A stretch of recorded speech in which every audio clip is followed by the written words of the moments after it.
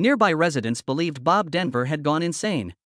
The Gilligan's Island star vanished from Hollywood in 1991. Everything was packed and relocated to rural West Virginia. They watched him chop wood, chat to himself, and broadcast bizarre messages from a subterranean radio station. What they didn't know was his true reason for hiding, the disease devastating his family, and the dramatic arrest that would reveal all. Hollywood and celebrity didn't start Bob Denver's journey. It began softly in New Rochelle, New York. Born January 9, 1935, to a humble family. His childhood in Texas was misrepresented. He spent his first 15 years in New Rochelle. Life changed in 1951 when the family moved to Brownwood, Texas. Bob was 16 and started 11th grade, ahead of his peers. Later, they went to California, where he graduated high school in Long Beach. Elvis Presley was born one day before Bob, which is crazy. More insane? Denver is called for his great-great-grandfather, an 1800s governor.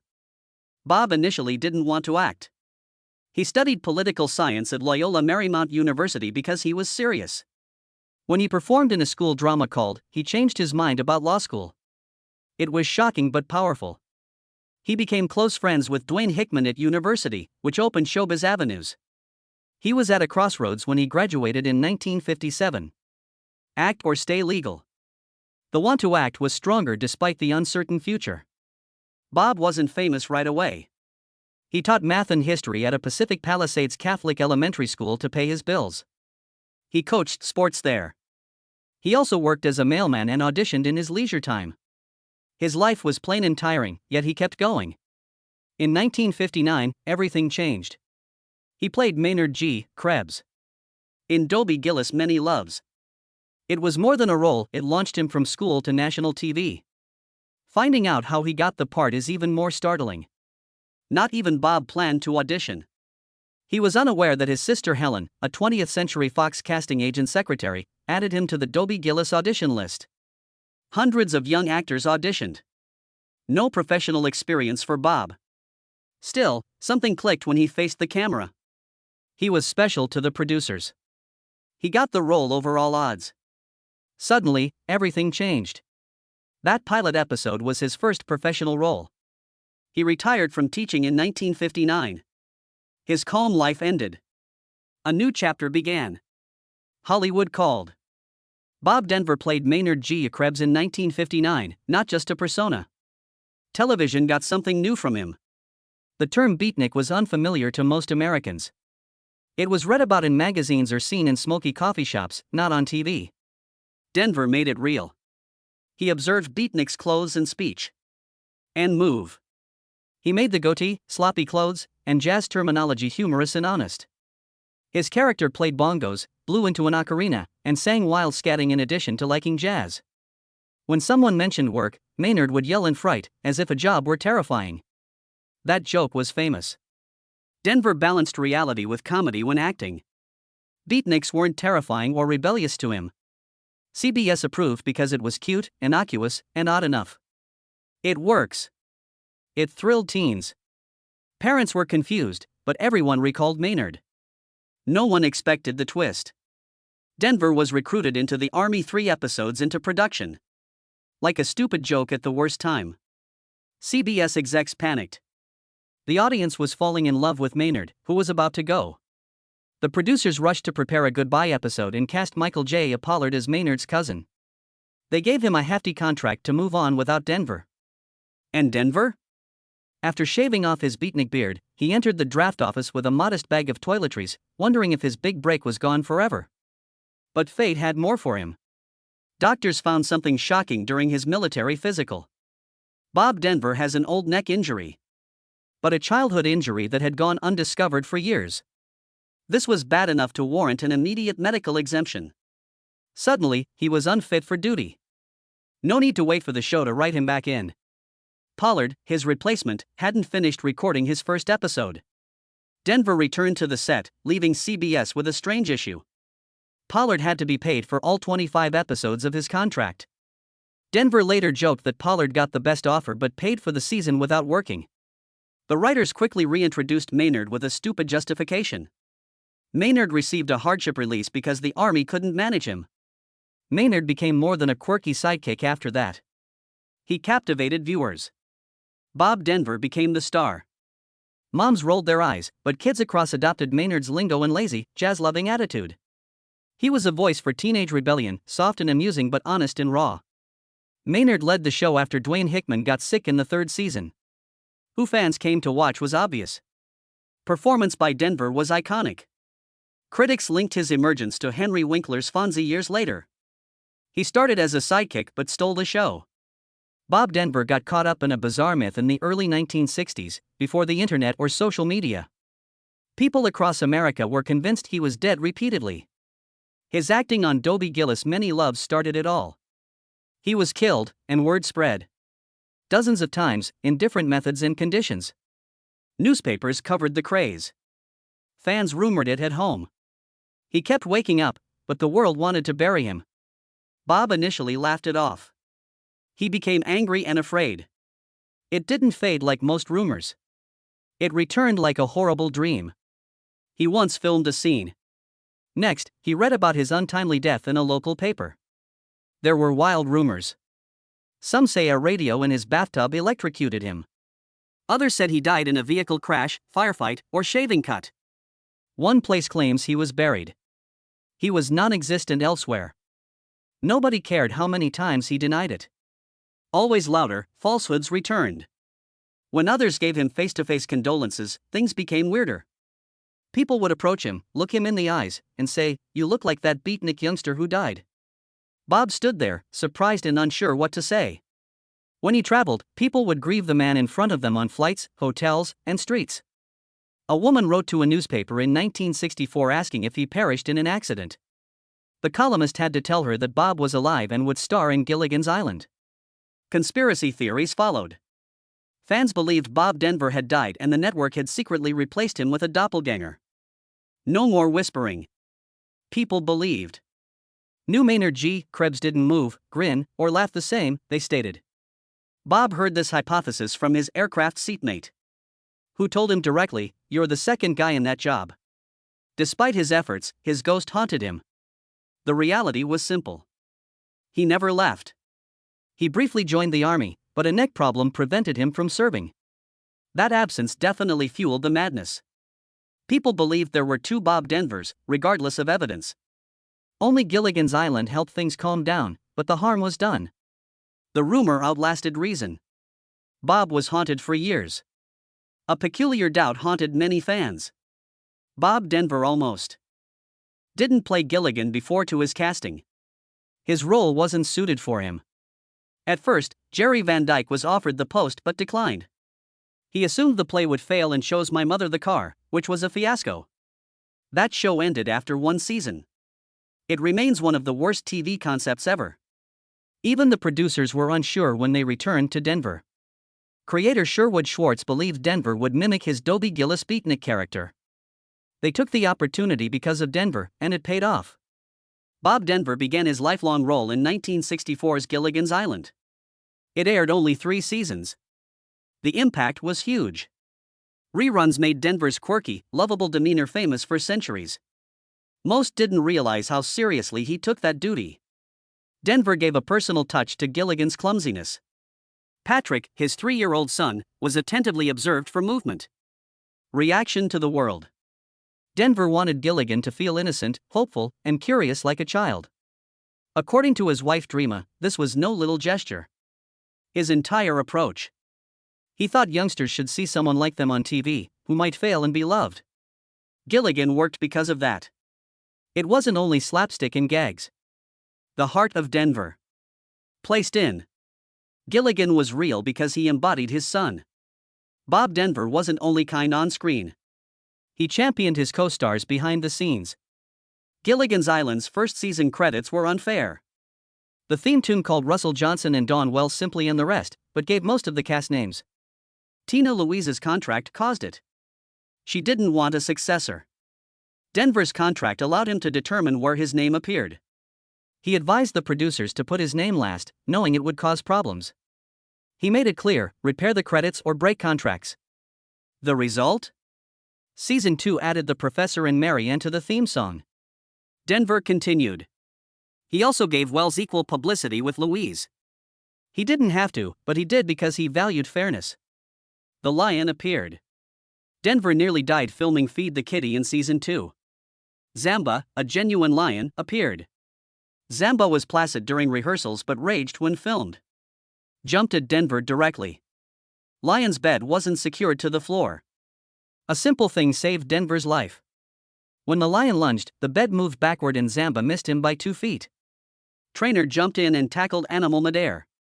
His shadow appears in the final footage.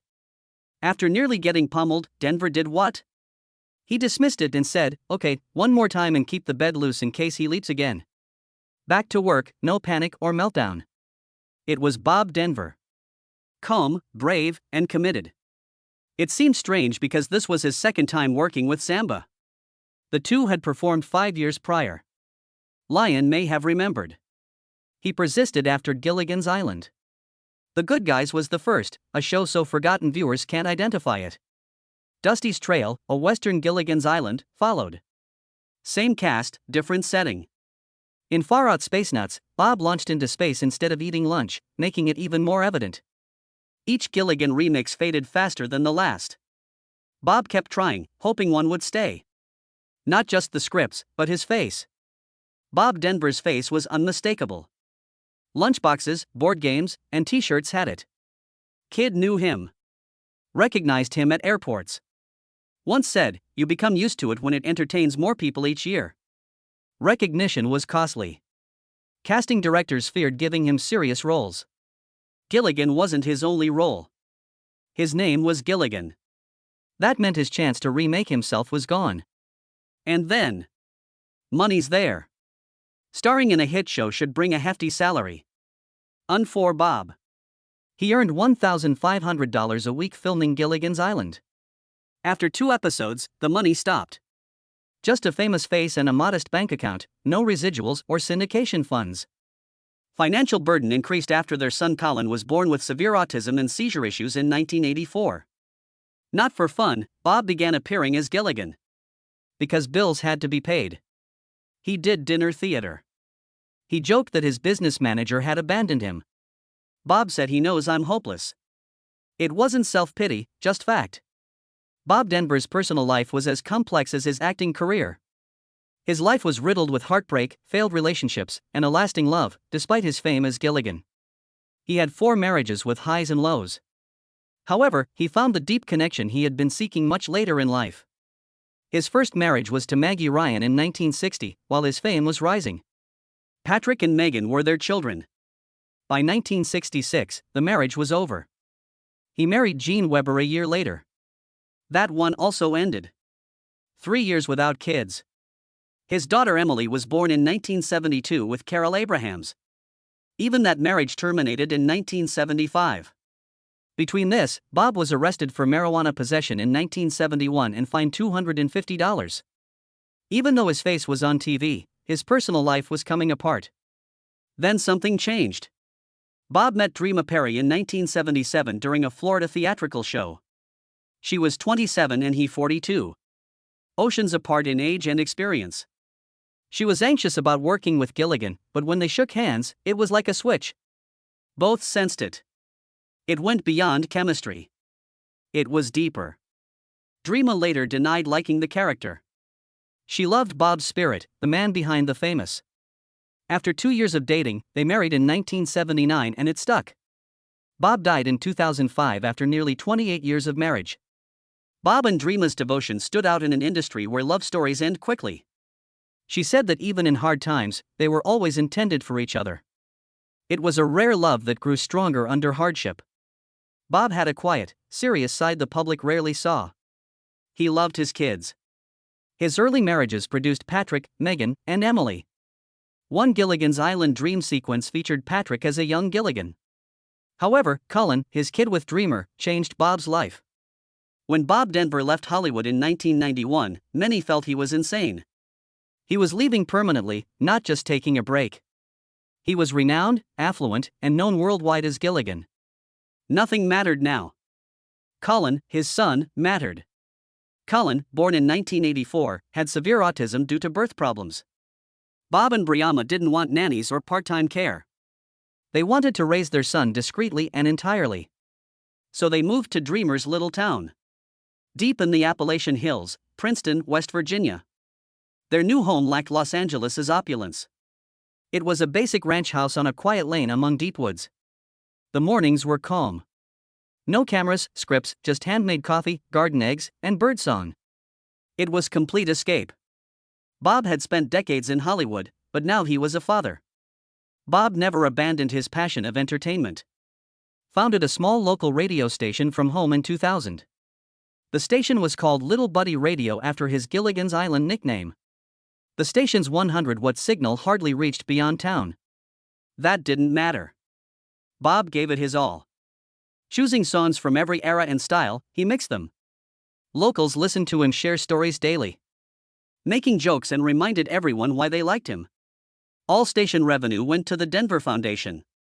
He and Dreama founded a charity to aid special needs families like theirs. Bob celebrated his life even though his farm never had a museum. He focused on assisting others rather than constructing monuments. Dreama wrote memoirs, telling their tale and honoring him. She made a remembrance album using Bob's career scrapbooks and artifacts. Fans knew him as a legend, but he changed in Princeton. Hi, Bob, neighbor and friend. Man down the street who attended neighborhood events, waved from the porch, and was always available to chat. Locals were initially confused by him. People told stories like when tourists set up a picnic at the end of his driveway to see Gilligan. Bob was unfazed. He was courteous to fans and never made them feel bothersome. Neither did he act famous. He appeared to be a wild man who was content to be present. He cut wood, walked his dog, listened to records, and visited neighbors. Instead of giving up, he was happy because he found something real. Millions knew Bob Denver as Gilligan, the affable islander who constantly got into trouble. Life got worse in 1998. He was busted for marijuana possession at 63 in West Virginia. A sting operation was conducted after police intercepted a cannabis shipment mailed to his address. Searching his residence yielded more. Denver was nice and accommodating, but the public was shocked. A real-life drug bust involved everyone's favorite silly, innocent figure. Though it didn't harm his reputation, it made admirers uncomfortable. That didn't stop his troubles. In late 2004, Bob sensed something odd. His raspy voice persisted. Thought it was nothing. But by March 2005, he had lost 20 pounds and realized something was amiss. A huge tumor was found in his throat. Stage 4 cancer was rare, severe, and spreading fast. Smoking for decades had caught up to him. The tumor has spread to his voice box, base of tongue, thyroid, and neck muscles. The surgery was awful. He had so much throat tissue removed that doctors had little to sew together. Still, cancer cells were present, a positive margin. It signified the job was incomplete. Cancer would spread. His stoma was sliced on his neck to breathe. His voice was lost forever. Former TV comedian couldn't speak. Additionally, his heart was in poor condition. Years of smoking caused more than cancer. They also weakened his heart. It prevented him from starting chemotherapy. He survived a quadruple bypass first. Delays allowed cancer to grow. It was July 2005 before he started radiotherapy. His physique was too feeble by then.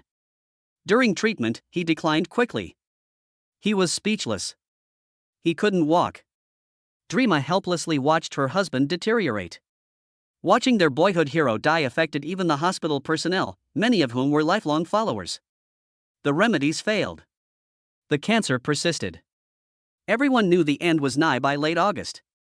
Bob Denver died at 70 on September 2, 2005, just days before his 28th wedding anniversary. Despite the laughs and replays, his final months were silent, painful, and difficult. The guy who once made millions smile died quietly, a terrible conclusion to a life.